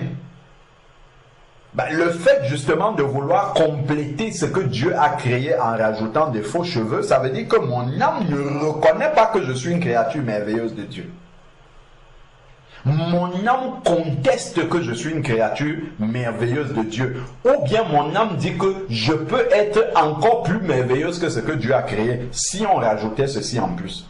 Si on ramenait tel feu étranger et qu'on mettait ça dans le temple de Dieu, ça améliorerait la beauté du temple que je suis. C'est ça. Et mon âme le reconnaît bien. La question c'est que, est-ce que mon âme le reconnaît? Quand je rajoute des choses sur le naturel que Dieu a créé, je suis en train de... En fait, je ne vais jamais oser dire au Seigneur que je ne le reconnais pas. Je vais dire, je le reconnais bien. Mais la démarche que j'aurai d'aller rajouter quelque chose atteste que mon âme ne reconnaît pas que la créature que Dieu l'ouvrage que Dieu a créé est merveilleuse. Elle est peut-être un peu merveilleuse, mais il faut la compléter. Il faut rajouter quelque chose pour qu'elle soit plus merveilleuse. Bon, maintenant, plus merveilleuse au goût de qui? Elle sera plus merveilleuse à l'appréciation de qui? Du Créateur encore? Ou bien à mon appréciation à moi? Entre l'appréciation du Créateur et mon appréciation, qui est celui qui a le bon discernement? Sachant que cette parole-ci, elle est inspirée par le Saint-Esprit. C'est le Saint-Esprit qui dit « Je suis une créature merveilleuse ». Ça, c'est l'attestation du Saint-Esprit par rapport à celui qui est tissé dans le ventre de sa mère. Le Saint-Esprit atteste qu'il est une créature merveilleuse parce que c'est le Saint-Esprit qui a inspiré David à dire ces paroles-ci. Donc, le Saint-Esprit atteste que l'œuvre du Seigneur, elle est merveilleuse dans le ventre. À partir du ventre maternel, sans qu'on ait rajouté autre chose. Elle est une créature merveilleuse. Et mon âme atteste Donc ça, c'est maintenant l'homme de son côté qui confirme que lui, c'est la vérité que le Saint-Esprit est en train de dire. C'est vraiment merveilleux. Maintenant, dans ma démarche, est-ce que je le reconnais aussi? Est-ce que je le reconnais dans mon âme? Est-ce que mon âme reconnaît que ce que Dieu a fait est parfait? Ce que Dieu a fait est ce qui est bon pour lui. C'est ça qui est merveilleux aux yeux de Dieu. Même si les hommes disent, tu as la calvitie, je dis, gloire au Seigneur. J'ai la calvitie et Dieu, c'est lui qui m'a mis cette calvitie-là et je suis beau pour le Seigneur. L'essentiel, c'est que Dieu dise que je suis beau. Donc, ce qu'il me donne de naturel, là, c'est ce qui est beau pour lui. Et je dis, gloire à toi, Seigneur. Que ton nom soit béni. Parce que moi, j'aurais essayé d'aller faire une coupe sur ma tête. J'aurais fait n'importe quoi. Parce que je n'ai pas le bon discernement. Et toi, tu sais ce qui est mieux pour moi.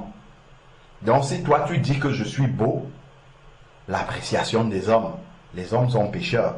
Ils ont une appréciation altérée par le péché. Donc, ils n'ont pas la capacité de porter le bon jugement, le bon regard qu'il faut suivre. Il faut d'abord qu'ils mettent le colis dans leurs yeux. S'ils mettent le colis du Seigneur dans leurs yeux, ils verront comme le Seigneur voit. Et ils verront que je suis une belle créature de Dieu. Donc, ça, c'est vraiment ce que on a dans ces versets-là. J'espère qu'avec ce partage-là, on a pu, par la grâce du Seigneur, avec l'aide de son Saint-Esprit, aller vraiment dans le fond des choses spirituellement. Il faut toujours creuser pour chercher. Sinon, en fait, on va prendre des tas de commandements d'hommes. Enlève ceci, ne porte pas ceci, ne ceci pas cela. Ça, là, ce sont les commandements des hommes. Il faut prendre le temps dans la prière, demander au Seigneur, quand je vois ça, pourquoi, qu'est-ce qu'il y a derrière, et ainsi de suite. Quand le Seigneur lui-même, comme on a passé le temps là, t'explique vraiment tout doucement ce qu'il y a derrière, ainsi de suite, tu comprends que ça c'est une grande grâce du Seigneur qu'il m'ait ouvert les yeux afin que ma délivrance s'opère immédiatement, parce que ce que j'ai là, c'est quelque chose qui vient pour souiller le temple de Dieu, donc je vais l'enlever. Et là, je ne l'enlève plus par crainte. Je l'enlève avec joie. Je le mets de côté dans la joie du Seigneur, en glorifiant le nom du Seigneur. Parce que le Seigneur m'a débarrassé de quelque chose sur lequel mes yeux étaient fermés. Je pensais que c'était bien pour moi. Alors qu'en réalité, c'est quelque chose qui n'était pas bien pour moi parce que mon discernement est altéré. Mon discernement est altéré. Je n'ai pas le colis du Seigneur dans les yeux pour pouvoir apprécier les choses à la lumière de ce que le Seigneur lui l'apprécie selon sa parole. Donc, c'est un peu vraiment ce que je pouvais te dire, ma sœur, et si ça peut éclairer aussi et encourager d'autres bien-aimés sœurs dans le Seigneur. Et quand on entend une telle parole, il ne faut pas courir pour commencer à faire quelque chose où le cœur n'est pas entier par rapport à ça. Il faut noter les versets qu'on a lus, repartir devant le Seigneur avec ces versets-là. Si le Saint-Esprit t'a éclairé et que tu as compris et que la chose est nette dans ton cœur et que tu sautes de joie parce que le Seigneur a enlevé le voile, béni soit le nom du Seigneur. Mais il ne faut pas faire quelque chose dont on n'est pas pleinement, où l'œuvre du Seigneur ne s'est pas faite pleinement dans le cœur, où la lumière n'est pas pleinement venue. C'est reprendre tous les versets qu'on a lus là-bas, aller dans la présence de Dieu avec un cœur d'enfant devant le Seigneur et dire vraiment, Seigneur, toi tu connais toutes choses. Voilà vraiment ta parole que j'ai lue, ainsi de suite. Dépose ça dans mon cœur et le Seigneur fera le travail en profondeur. Et c'est comme ça qu'il amènera une véritable transformation par son esprit dans les cœurs. Et après, le reste, ça va suivre de manière naturelle. Il restera simplement en nous ce que Dieu veut. Et ce qu'il ne veut pas partira. Amen. Amen. Amen. Amen.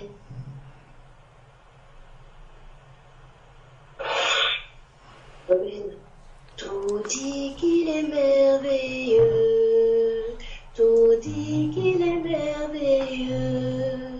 La terre et la mer, la splendeur des cieux, oui, c'est merveilleux. Je sais qu'il est merveilleux.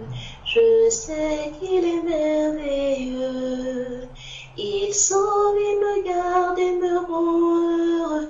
Oui, je sais qu'il est merveilleux. Oui, Jésus est merveilleux. Oui, oui, Jésus est merveilleux. Oui, je dirai un jour dans les cieux que Jésus, oui, mon sauveur est merveilleux. Tel que je suis sans rien à moi, sinon ton sang versé pour moi et ta voix qui m'appelle à toi, agneau de Dieu, je viens, je viens, je viens, tel que je suis, bien vacillant, en proie au doute, à chaque instant, plutôt dehors, craintant, dedans, agneau de Dieu, je viens, tel que je suis, ton cœur est prêt à prendre le mien, tel qu'il est, pour tout changer, sauveur, parfait, agneau de Dieu, je viens,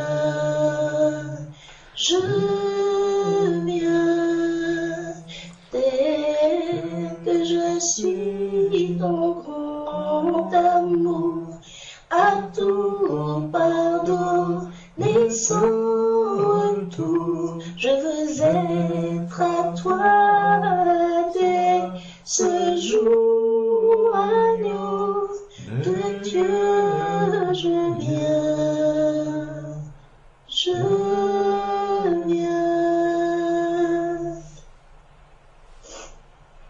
Amen. Merci Seigneur, mon Père éternel. Tu bénis, Seigneur, chacune de mes sœurs en Christ qui grandit, Seigneur, avec toi, que tu as attiré, Seigneur, pour les raisons les meilleures, qui est que tu veux nous avoir avec toi pour l'éternité. Merci, Seigneur, de ce que notre cœur ne se trouble en rien, parce que tu es notre paix. Amen. Merci de ce que tu fais la délivrance, Seigneur, de tout ce qui était auparavant notre ignorance. Amen. Tu nous libères, Seigneur, Alléluia. des paroles inutiles que certaines personnes peuvent nous dire, qui sont simplement là pour nous troubler. Mais toi, Seigneur, tu nous donnes ton raisonnement, tu nous donnes ta manière de penser. Merci, Seigneur, pour tout ce que tu as fait, Seigneur, dans nos vies, pour nous racheter, pour nous parfaire, Seigneur, pour qu'on soit vraiment à la ressemblance de Jésus-Christ. Merci, Seigneur, de ce que tu nous as donné déjà à manger et que tu nous as vêtus, Seigneur. Et tu nous as dit que si nous avions ces choses, cela nous suffisait. Nous n'avons pas besoin, Seigneur, de nous glorifier davantage, si ce n'est que d'avoir Jésus-Christ dans notre vie. Merci, mon Père éternel, pour ce que tu vas implanter dans la conscience de ma sœur Francine, qu'elle est parfaite telle que tu l'as créée, qu'elle n'a pas besoin de voir ce que les autres peut-être ont de différent d'elle, qu'elle voudrait peut-être copier. Parce que Seigneur, elle n'est pas à la ressemblance du diable qui fait que de te copier, qui fait que de t'imiter, mais qui ne peut jamais t'égaler. Elle n'a rien à copier. Tu as tout fait, Seigneur, parfaitement en elle. Et tu veux qu'elle soit fière de ce que tu as fait, parce que tu as fait un bon travail. Et nous n'avons rien à te reprocher. Nous te bénissons, mon Père éternel, parce que tu nous aides vraiment à comprendre maintenant quelle est la nature qui est en nous, quelle est la manière dont nous devons nous conduire, Seigneur, dans la sainteté, dans la pureté, dans le détachement à toutes ces choses du monde, Seigneur, qui faisaient avant notre joie, mais qui maintenant même peuvent faire notre honte. Nous te prions, mon Père éternel, de nous aider. Aide-nous, Seigneur, dans ces dédales de méandres, Seigneur, dans lesquels nous sommes encore obscurcis. Tu peux encore, Seigneur, te révéler à tout un chacun. Et tu sais, Seigneur, comment tu vas chacune des personnes qui ont encore enchaîné, Seigneur, dans les ténèbres. Seigneur, nous nous confions complètement à toi. Nous nous abandonnons entre tes mains. Toi qui es vraiment, Seigneur, le potier. Et tu vas faire de nous vraiment ce que tu veux. Donne-nous la forme qui te plaît. Donne-nous, Seigneur, l'aspect qui te plaît. Que nous puissions te rendre gloire, Seigneur, par tout notre être. Que ce soit l'être intérieur et l'être extérieur. Tu bénis, Seigneur, tu bénis notre volonté qui est de faire ta volonté. Et tu nous aides, Seigneur, parce que nous ne pouvons rien faire sans toi. Tu nous aides, Seigneur, à faire exactement tout ce que tu veux. Tu nous aides, Seigneur, à ce qu'il n'y ait aucune lourdeur dans le cœur de ma sœur Francine, qu'elle soit complètement consolée et qu'elle soit tranquille, Seigneur, par rapport à ce sujet. Que toi-même, Seigneur, tu l'éclaires davantage, Seigneur, dans la profondeur, et que tu lui révèles quelle est ta volonté, Seigneur, pour sa vie, pour chacun des domaines, Seigneur, qui concernent sa vie. Tu la bénis puissamment, Seigneur, au nom de Jésus-Christ, et tu lui donnes ta paix, Seigneur. Amen. Merci, mon Père éternel, Alléluia. Au nom de Jésus-Christ. Amen. Amen. Amen. Amen. Amen. Amen.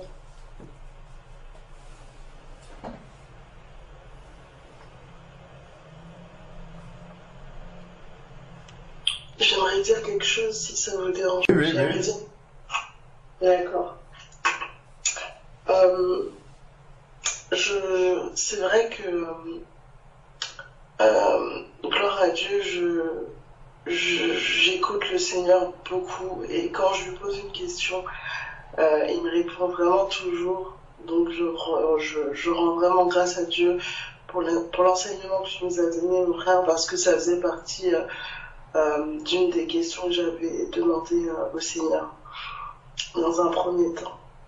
Donc c'est vrai que j'aime beaucoup rester dans le silence, parce que je trouve que c'est comme ça que le Seigneur me parle, c'est en restant en silence et en écoutant, vraiment en écoutant de partout, à travers un frère, à travers une sœur, à travers certaines personnes, même à travers certains païens, etc. Mais je me demande si trop rester dans le silence, c'est comment dire, est-ce que trop rester dans le silence, c'est dans un sens ne pas aussi rendre gloire au Seigneur? C'était ma question ce soir. Amen. Amen.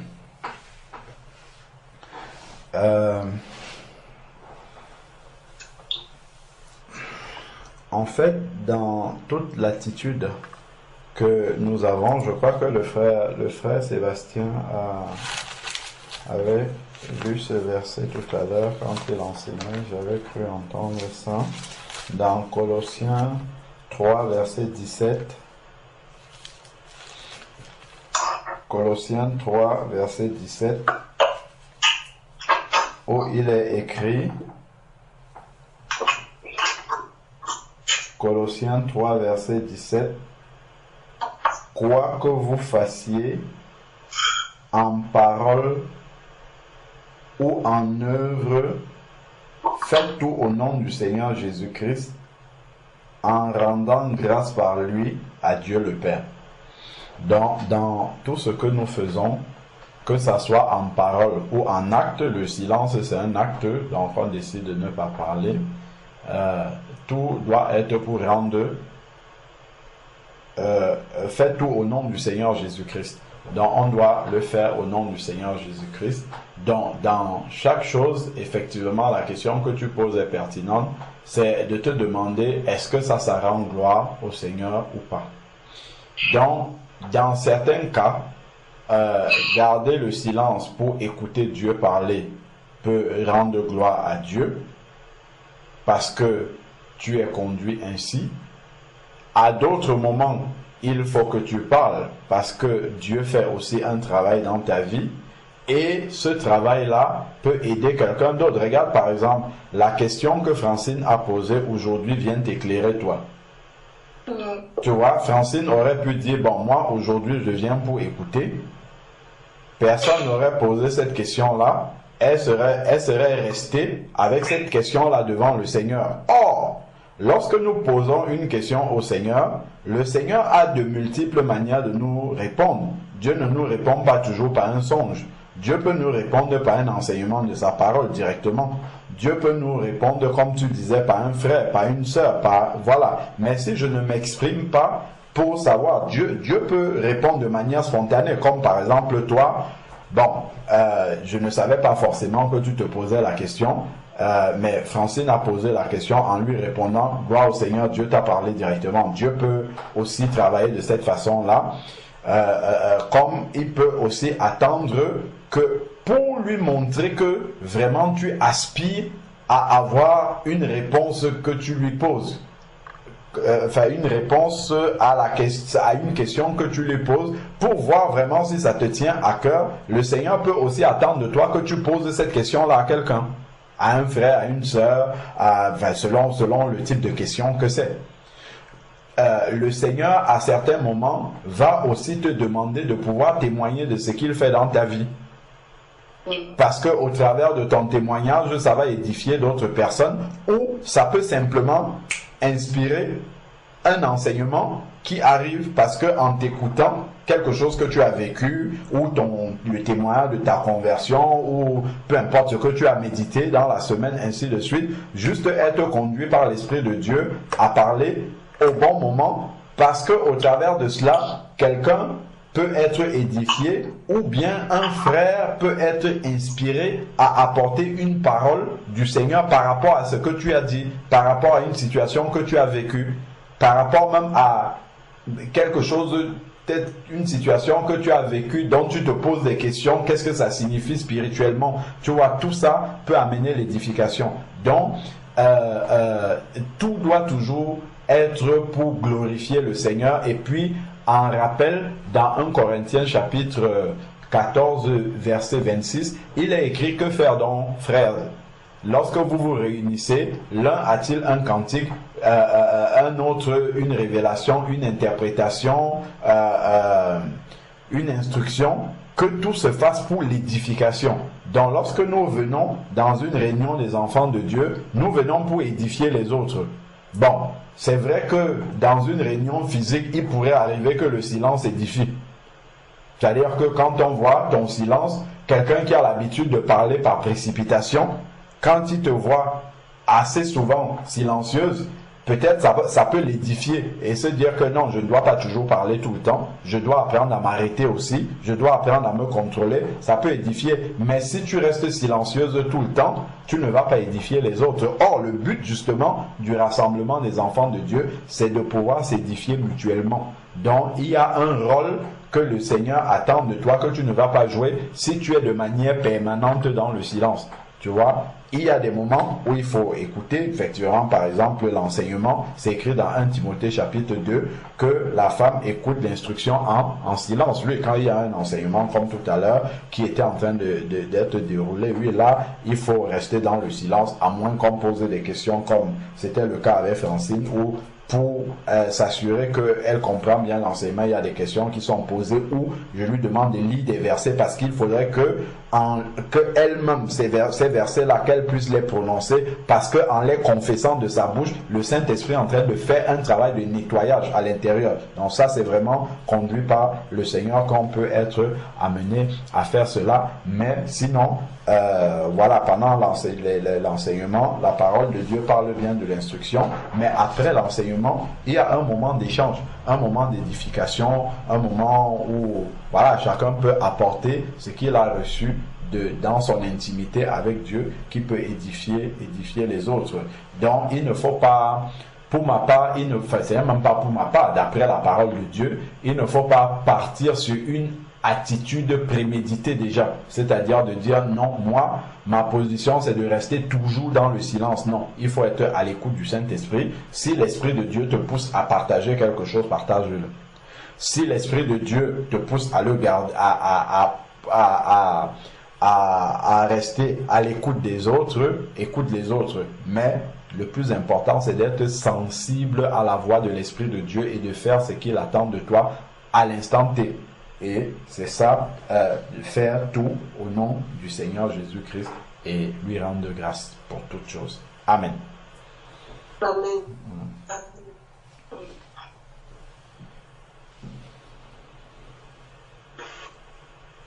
Amen.